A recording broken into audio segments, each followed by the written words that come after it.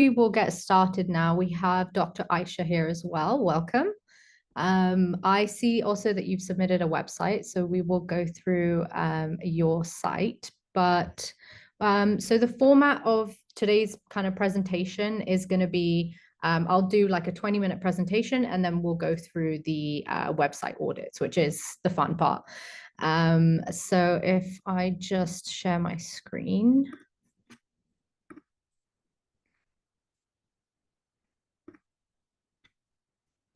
Okay.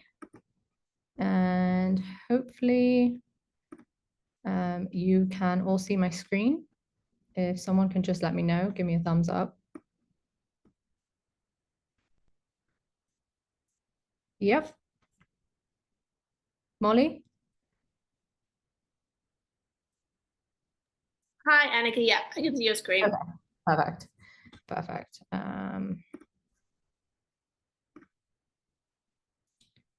Okay, so we are going to be talking about websites today. I believe Servan hasn't really touched too much on websites. We're going to be going through the basics. So if you have a website already, great. You can use some of these points, some of these, bits of advice or tips to enhance your website. And if you don't have a website, you have a great starting point. But just a side note, if you don't have a website, I'd urge you to think about why you want to create a website. Don't just create one because everybody has one already. Make sure that it supports your other marketing channels before you make that jump to decide to make one. So I'm just gonna, you might be wondering, who is this person speaking to me and why is she talking to me about websites? So this is a little bit about me. My name is Anneka. I'm a website designer, developer, and strategist. Oh my God, that's quite a mouthful.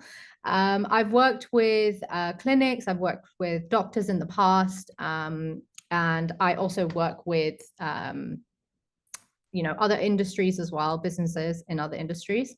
If you want to check out my website, it's theajtouch.com just to see my work.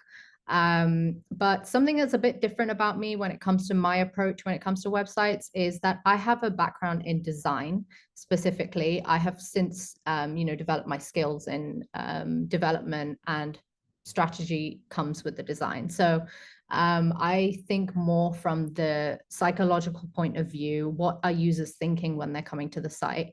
How should the structure be laid out, and what does the flow look like when it comes to the user experience? So you'll see kind of hints of that come through in the presentation as well. So if we just jump right in then, this is sort of the agenda that we're going to be going through today. Molly has shared this, I believe, but we'll be talking about first impressions and why they matter. And then website mistakes in the medical field, what the patients actually want, building trust online. This is probably the most important thing, especially for this field. Businesses and brands in general need to build trust with their users. But in this field, we are dealing with health, so it's especially important. Then we're going to touch on visibility. And when I say visibility, I mean the SEO side of things versus design. And then we'll jump right into the audits. Okay, so I want to just talk about this for a second. This is the knowledge spectrum, and it's kind of like a framework for what we use when it comes to thinking about user experience and the design as well. So we have this bar here, this yellowish orange bar, which represents all knowledge. So on this side means you have no knowledge on said subject or on said company. And then on this side, you have all the knowledge. So most of the time, and this is kind of like an average, this is where your user will sit. But this is where you want them to be. This is the target. So the aim of your website is essentially to fill this knowledge gap. You want to move your users from being here to here.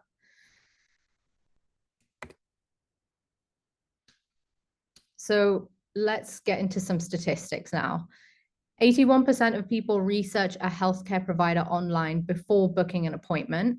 And then 94% of first impressions of a healthcare provider are based on website design. So even before someone walks through your doors, they are judging your professionalism, your credibility, and your clinic as a whole, or your brand as a whole. So it's super important that, we really focus on making sure that what you're putting out there is true to who you are, and you're displaying yourself in the best way as possible. So I want to just talk about this concept here, the magic moment. So when users arrive to your site, you have that top section, which is called the hero section. And you want people to understand who you are, what you do, a good idea of what services you offer. And then you need to have a clear call to action button. So what is the magic moment? The magic moment is essentially what creates emotion for in that user. What can that user relate to? That is what the magic moment is. So it's essentially playing on the user's emotions and kind of reeling them in a way. And what you want to make sure that you do, especially in that top section of your website, is make sure that the call to action button is not far away from that magic moment. And there have been studies that have been done where the magic moment was somewhere here on the screen, on the left side, and then the button was right on the other side of the screen. And versus where you have the button and the magic moment very close together. And what they found is when these two were further apart, the amount of clicks going to that call to action button were less. So this is something that's very interesting and important to think about when it comes to the placement of buttons on your website. They should be very intentional. And when I talk about the psychology, this is part of that. Okay, so mistakes in the medical field. So the first one, and these are things that I've picked up on, and just in general, what we see as designers and developers in the field. The first one is homepage overload. So you try and cram in too much into your homepage. No, I want people to know about this offer and that offer and this offer, and all of the services, and you're trying to put too much onto the page, which users can then get very lost, and navigation becomes very difficult. They don't end up getting to the book an appointment page or getting to the right service page. So making sure that your homepage is structured in such a way that it makes sense to the user, and each section flows seamlessly from one to another is vital. The next one, no online booking, and then the one after that, buried contact information. So when it comes to booking, usually there are two types of users. The first one is people who want something really quick. They want to book online and be done with it. The second one is where someone prefers to pick up the phone. Maybe they have further questions. Maybe they just want to see how you interact with them on the phone and get a feel for what this clinic is really like. So it's very important that you have those two options very readily available and accessible to your users. So when I don't see both of these very, very clearly, wherever I might be on the page, it raises red flags. The next one is stock photos. So it's very obvious when you use stock photos, and stock photos are like essentially not real photos of your clinic. You just use something you've found from online. It doesn't resonate with people. It doesn't build that emotional connection. You can see that this is not that clinic. People want to see where they're stepping into.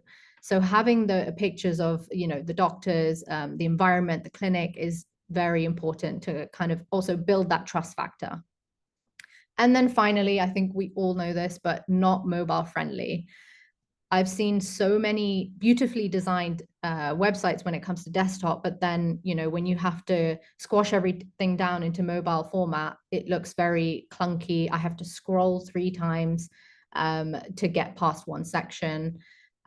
So this is super important. A lot of designers actually start with mobile first and then move to desktop.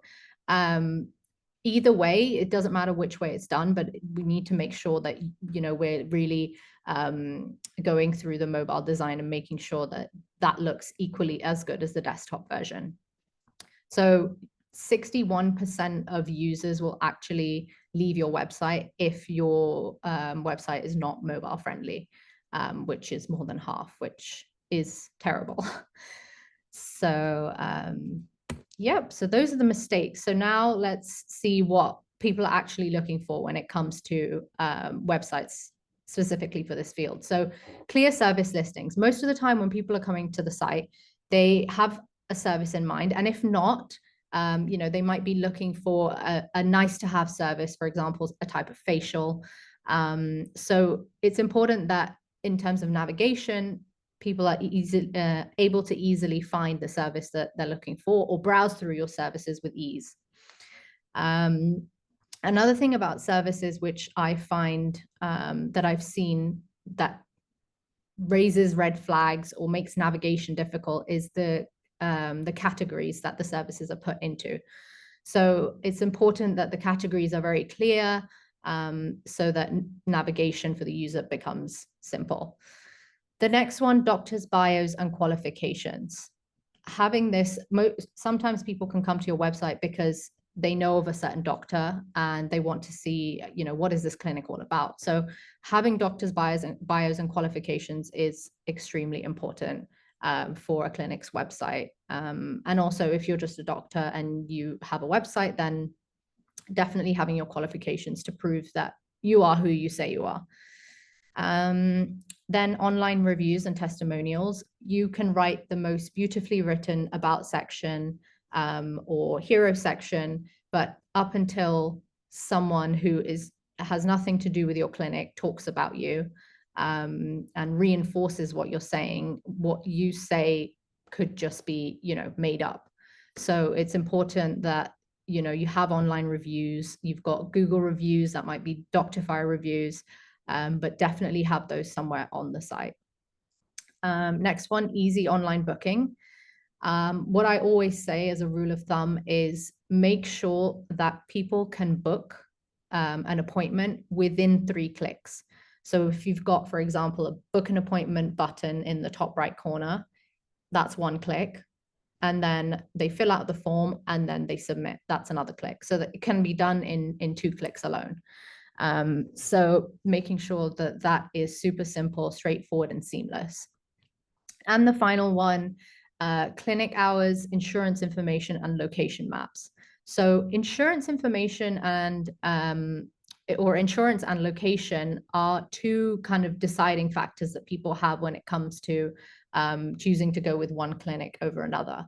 And I find often, especially insurance information is left out from clinic websites, which it shouldn't be, because, you know, a patient's always going to want to know about this. And then, of course, location. If I'm living, for example, on the Palm and there's a clinic in Healthcare City, that's a 40-minute drive for me. There could be a clinic which is closer. Unless I've heard that that clinic is absolutely amazing, I probably won't make the trek there. So it's important to inform people about that as well. Okay, so how to build trust online. First one, we touched on this, no stock images. Make sure that you've got real images of the clinic, team, and the environment as well. Second one, Google reviews embedded directly. That could be Doctify reviews as well, or whichever other platform that you use. I would suggest going with Google or Doctify. So having them embedded directly on the website means that if somebody is uploading a new review, then it automatically will show on your website. And then doctors' bios with credentials, tone, and personality. So I think what's important here is tone and personality. Most of the time, I do see the doctors' bios and credentials because, of course, you know, we're very proud of these things. But I think where these sections usually lack is when it comes to the tone and personality. Have the doctors in your clinic write a small paragraph about themselves, and get them to put a little bit of emotion when it comes to that, rather than I have 20 plus years of experience, blah blah blah. Have some personality in that. You could even have a nice video. I've seen one of the doctors' websites actually that was submitted. They had a really nice video where it was like a testimonial and then some clips of the doctor speaking as well. When users come to your website and they see a doctor actually speaking in a video, that kind of builds some kind of a connection. And people can see the way they talk, the way they carry themselves. These are really important micro things to notice. And then also, if you have a doctor in your clinic who's got, I don't know, 100,000 followers on Instagram, you definitely want to have their Instagram feed posted at the bottom of that page. Because you might choose in this day and age, people would choose someone who's got 100,000 followers over someone who's got only 50.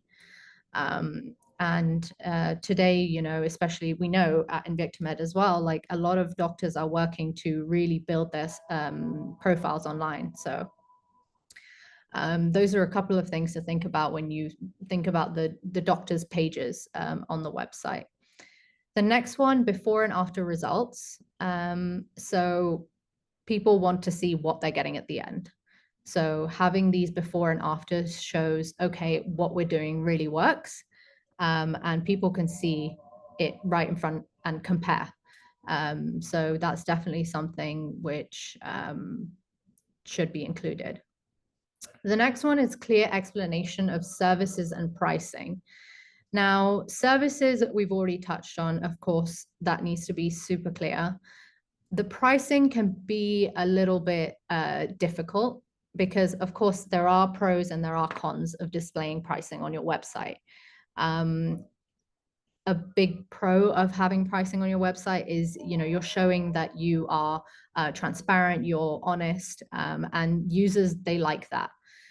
The cons, of course, maybe you don't want to have your pricing on your website so that any competitors might know what your pricing is, and blah, blah, blah. So it's up to you whether you want to display the pricing. Maybe you just display the pricing of your consultation, let's say. But I think having some kind of pricing on your website is good, because then also you as a clinic can filter out the type of client that you're looking for. If your pricing is too high, at least you filtering out that potential patient, let's say.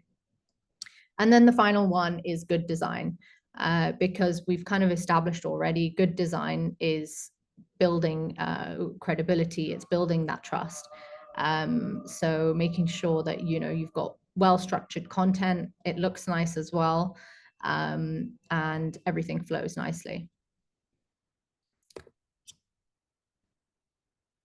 So let's talk about design versus visibility. So 90% of searches don't go past page 1. So if your website is on page 2, unfortunately, it's not doing something right. And usually this is, to do with the SEO efforts that are put in after the website is built. So usually how it works is you'll get someone to design and build your website. But then once it's done, you can't just leave it. You've got to maybe work with an SEO specialist to see how you can get your website to rank on Google. And if you choose to go the Google Ads route, you can do that very quickly. Obviously, you have to pay X amount, and your website will show within, it could be even a few days on the top spot or the top half of the page on the first page. But if you choose to go the SEO route, it's more of a marathon. It takes a while. So it's important that you take those steps to do that, whether that's writing blogs, whether that's creating dedicated landing pages. Having strong SEO will help you in the future for sure. And I think a lot of people neglect this part of the process because, of course, it is more investment that's required later on. But if you want to be visible, you want to be seen, then SEO is super important. So the first point here, these are just a few points to note. Local SEO is critical for clinics. So when we talk about local SEO, you are not online with your website. You are not competing with clinics globally. You're not competing with clinics in Dubai. You're competing with clinics in your kind of area in Jumeirah, let's say, or Sakim 2, for example. So making sure that you have location keywords on your service pages, for example, dermatologist in Jumeirah, and making sure that you're mentioning those frequently throughout your pages, or something like Photona 4D in Jumeirah, for example. Obviously, this would need to be done tastefully so that it's not like every heading that includes those words, because for the user, it can get a little bit annoying. That's where you could potentially get a content writer to support with that. But there's no reason why you also couldn't do that yourself. Or, whoever is working on your SEO, perhaps they do that as well. The next point is your Google Business Profile optimized. So your Google Business Profile, I'm not sure if you're fully familiar what that is, but essentially when you type in clinics near me or a specific clinic name in Google, you'll get a little snippet that comes up, which will show the name of the clinic, the directions, the website, the phone number. You'll have the reviews there. You'll have some images. So make sure that that is constantly updated. The clinic hours are correct. You update the images there as well, because often people will see that before they come to your website. So it's important that that looks good. Next one, do you have service-specific landing pages? So a landing page is a page that can kind of stand alone. It doesn't need to be connected to your website. For example, a service page, which you would have on your website, it does need to be connected to your website because people don't know about the clinic. You have the about page for that. And then you have the home page to kind of ease people to the service pages. A landing page, however, you would have sections where you would have a bit about the clinic. You'd have why choose us, for example. So people can see that page alone and they can make an action. The purpose of a landing page is to achieve a certain goal, which is usually to convert users. And having service-specific landing pages is very beneficial because these are the ones that usually will rank on Google. And if you're running an ad campaign, for example, if you're doing Instagram ads or you're running Google ads, you'll want to set up a service-specific landing page. And the last one here is slow loading time. So I think we all know how annoying it is when it takes forever for a website to load. This can be down to two main things, which I frequently see. The first one is very heavy images. So if you have lots of images which are not optimized, the load time of your site can be very slow. So make sure those are all optimized. And the second one being messy code. So this might be a little bit difficult for you yourself to identify, but when you are picking, a agency or a freelancer to actually build your website, make sure you ask them for some references. So they'll share these with you and open up the websites that they've created, see if they load slowly. If they do, for me, that would be an instant red flag. So definitely slow load time is make or break. Instantly, people don't trust you. It takes forever to load. They're like, oh, even their care is like this. So yeah. And if we have any questions, I can take them now. Otherwise, we can proceed to the audits.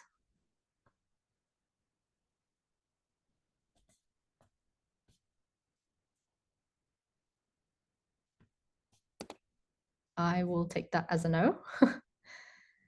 I have one question. How about those, like, for example, GoDaddy is having its own package where you are able to build your own website. How that reflects on the website itself, SEO, and in general, what is your thought? I would Are you able to always, recognize it being built over there as a professional? yeah. So, I mean, definitely if a website is built using a template, I think it's easy to spot that. And it's okay to use templates, but I think having having someone who knows about all these things when it comes to the thought process of the structure and everything, having someone who knows about it or getting an agency to build your website would definitely help you a lot more and save a lot of the guesswork from your side. Yeah, I always say to people, and this might be a bit harsh, but I might as well pull my own teeth out. I would get a dentist to do that, but I could pull my own tooth out. But it's just kind of the harder way to do it. So I would say definitely to get a specialist, because you want to also build your website with SEO in mind. Make sure that your code is clean. Make sure that you've got meta tags. So these are things that you might not know. Meta tags are when you go to Google and you type in whatever keywords, all the websites will come up. You'll have the website link, you'll have a heading, and then you'll have the text underneath. So all of that text needs to be optimized, so that will help with your SEO. So there are all these little things which you may not know about. So I would definitely go down the route of not trying to do it yourself. Yeah. Thank you. Cool. Okay. I think we will go to Dr. Aisha's website now. I believe it was this one. Oh. Let me just move this down here. Okay. Are you able to see my screen, hopefully? Yes, I can see it. Okay, perfect. Okay. So Dr. Aisha, I had a look through your site, and I think you've got some great content on there. Specifically, when we start, we'll go through mainly the homepage, because I think we could be here forever if we go through all of them, all of the pages. But the homepage is, the main and most important page when it comes to your website anyway. So if we talk about this top section here, so what we call the hero section, I love this video that you have in the background, especially shots like these, where you can see the doctors in action. There are some clips which I would perhaps remove, for example, like the text ones, but that's just a bit of video editing that could be done. So it's only showing people in action, maybe the interiors of the clinic. But great idea to put a video here. Also helps you a lot with SEO. What I would say about this top section, though, is the height of this navigation bar is too much. Even when I condense it down to mobile, it's taking up almost half of the screen and it's cutting out the video. So if I look at this navigation bar, we have this lovely pink color here, which I love the choice of colors. It's very bold. You see a lot of people in the medical field using blue, maybe a light green, but this, you haven't played it safe, which is great. It's bold. People will remember it. It's memorable. But my eye goes straight to this pink section. And then you've got these items here, which are kind of bound by this rounded box. So my eye is automatically going here when my eye should be going here to the services, because that's what is super important. Yes, this should definitely be in yellow, the contact us, or the book online button as well. Maybe I would switch those two, so the book online is in yellow. But I would condense this section, the height of this section, down significantly. I would urge you, if you don't yet have a rectangular logo, to have a rectangular logo, just because it's a bit more responsive. It works better on desktop devices. And so what I would do here is I would also reorganize your services. So you've got here general. So this is all related to dentistry. Then you've got these, which are also related to dentistry, but more cosmetic, of course. Invisalign as well, and implants as well. And then you've got beauty spa as well. So what I would do is split these up into two categories. So you'd have dental, and then you'd have, let's say, spa, or spa maybe. And you'd have this dental as a mega menu that would open up. And I can see here that you've probably put Invisalign and implants because you want to focus on those two. Is that correct? Yes, that's right. That's why the web designer did it like that. But yeah, I do get what you're trying to say. So I think it would just organize it in a better and more Yeah. easier to digest way. And if you still want to highlight these two, what you could do is when this drop down opens for dental, it would take up quite a bit of the screen here. And you could have, I don't know, you could have general, then you could have cosmetic as subcategories, and you could have all of them shown here with a little description even.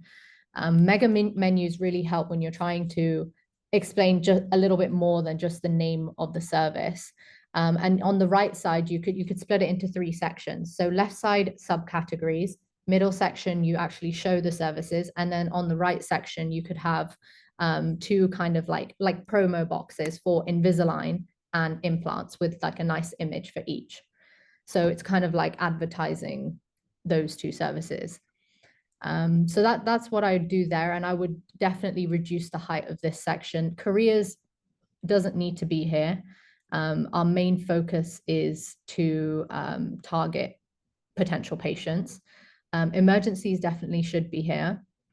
I think contact us, we could put that information, we could put that in the footer as well. And then I would have a small, tiny strip bar at the top with just this information. And actually, I wanted to ask, do you practice in Dubai, or are you only in the UK? But this website is actually for my practice in In the UK. England, yeah, in UK. Okay. I have started practice in Dubai as well. That's how I'm a member of Invicta Med. So that was one of my questions, that just to keep the cost and control, can I use this website and have another page for my Dubai services? How do I go about that? Yeah, I mean, you definitely can. I think showing on your website and definitely on your homepage that you have like a Dubai and a UK location, it shows like, wow. So I think you can definitely do that. Maybe you have instead of having this information in that top strip bar, you could have Dubai and Manchester, for example. But you can definitely use the same website to do that. When it comes to making those service specific landing pages, that's gonna really work to your advantage if you want to do any Google ads, for example, or if you want to do any Instagram ads, because you will then target people in a specific area in Manchester where the clinic is, or people in, let's say, Jumeirah, if your clinic's in Jumeirah. And then you'll tailor the copy on each of those pages to those locations. So that could definitely help. And then I would urge you to choose for those landing pages, you want them to be service specific. So if you have a specific treatment which is really popular in Manchester, and you haven't opened your clinic here yet, it could be very popular here. Or if you've done your research and you found out that there's a specific treatment that's very popular here, make that service specific landing page based on that treatment. And also, just another tip, if you're in terms of like strategy and picking, okay, which service is going to have its own service specific landing page,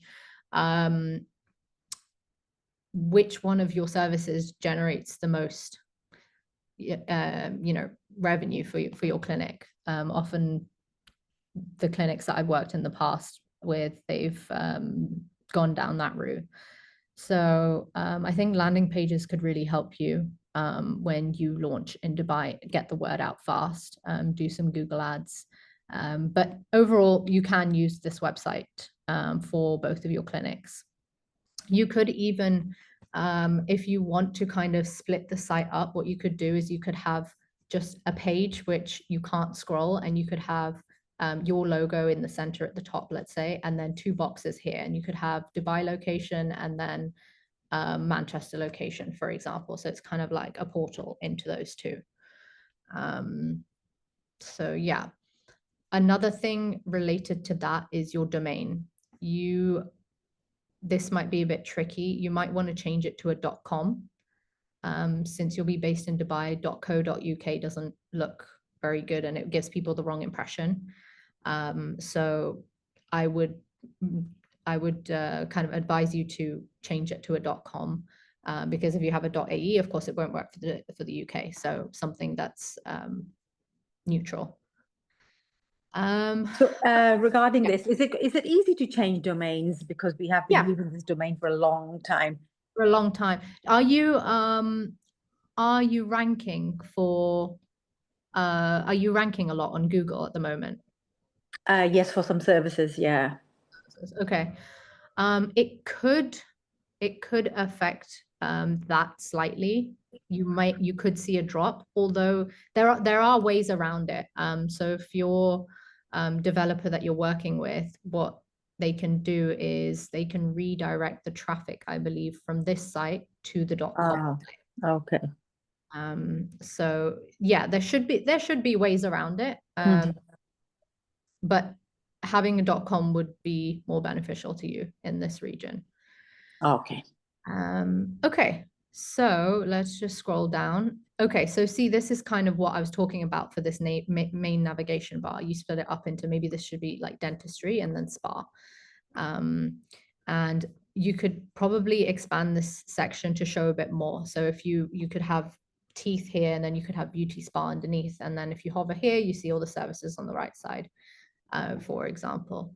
And then nice about section. So I think the structure you've got down pretty good. So you've got the hero section, and then usually I would recommend having this the service section, and then the about section, because people are coming to look for your services. Then we have the about section. I saw on your about page that you had a lovely story where you had recognizing that traditional practices were often overly transactional. She aimed to create a patient-focused experience that alleviates fear and anxiety. Our motto, come as a client and stay as a friend. I love that. I think that should be on your homepage, because that plays with emotions, and it's not generic. I feel like what's here is generic, and I feel like I love this part where you've got, for over 14 years with over 5,000 people trusting us. That's great. But maybe this first part you can change to that kind of the reasoning behind the clinic and why it opened, because I think that's really powerful and impactful. Sure. So that's just in terms of the copy. And then just here, I would left align the copy rather than right align, just because it's a bit awkward to read in this way. And then you've got some kind of offers highlighted here, which is great. So yeah, so now I feel like this section here, where you've got, okay, composite bonding, facial aesthetics, dental implants. Okay, so you're trying to highlight specific treatments. Why is Invisalign and, okay, implants is mentioned. Invisalign's not mentioned here.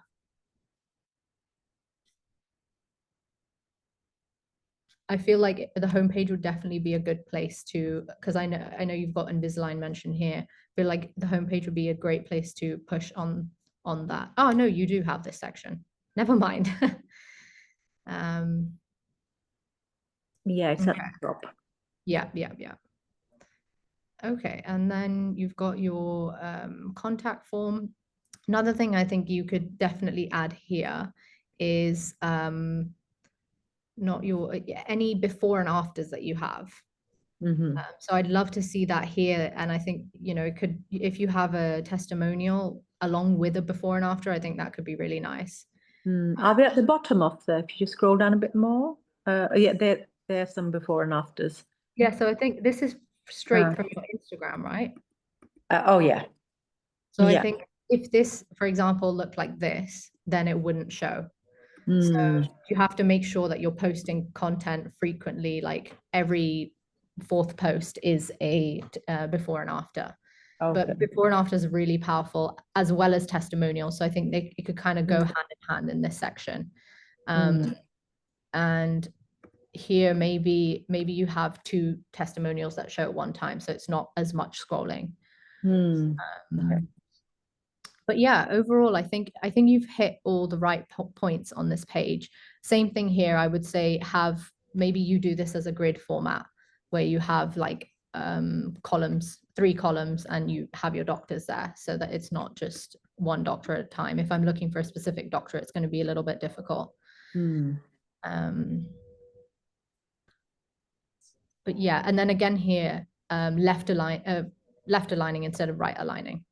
Okay. But overall, I think you've got all the sections down. I think it's just a matter of tweaking a little bit.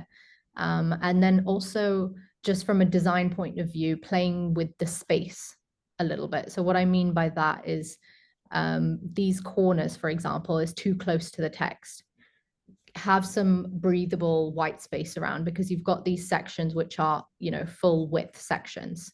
So try and create some breathability.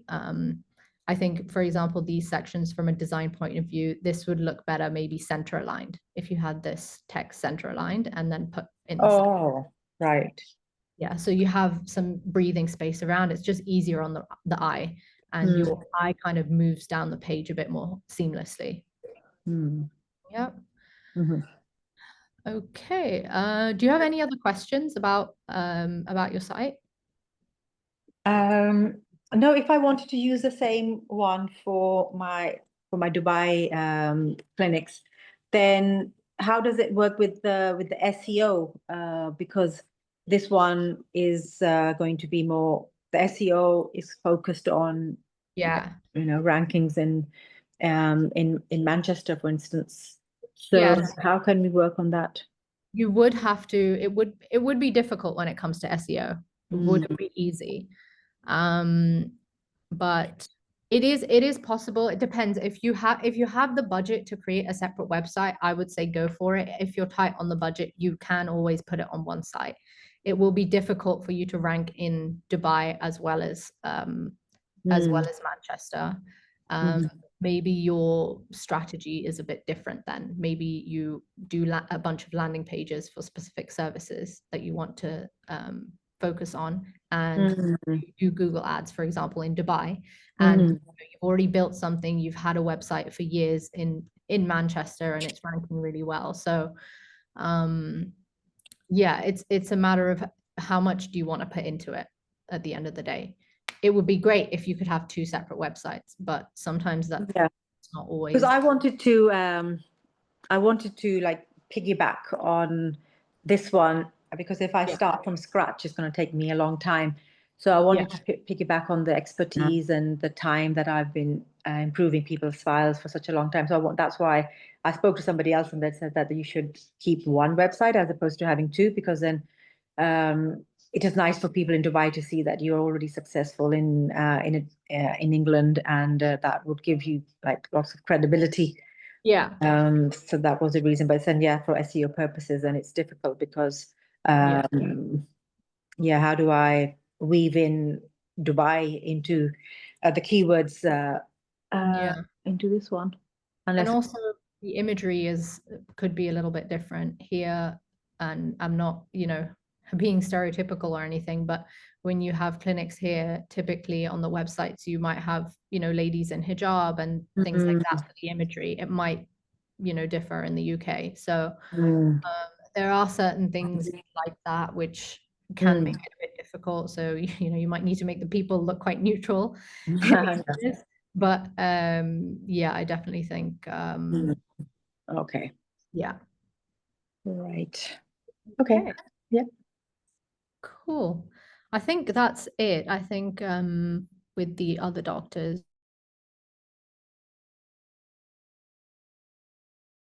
Dr. Mihaela had shared a website. So that's it for today's session. I hope you picked up some good tips there. And Dr. Aisha, if you need anything, my number is on the chat. If you need some advice or any pointers on anything, do let me know. Okay. Sure. Thank you. Available. Yeah. Amazing. Thank you. Thank you so much for joining. And hopefully we'll have another webinar soon. Take care. Bye. Thank you. Thanks. Bye-bye. Bye.